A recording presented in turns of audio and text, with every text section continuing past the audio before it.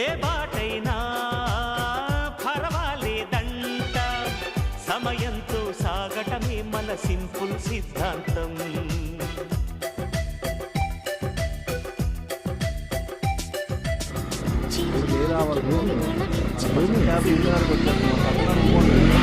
గగనాన్ని నేలను కలిపి హరివిల్లుల వంతెనవుదా. ఆనందం అంటే అర్థం మనమంతా, ప్రతి పూట పాటై సాగే హుషారు సరిగమలో.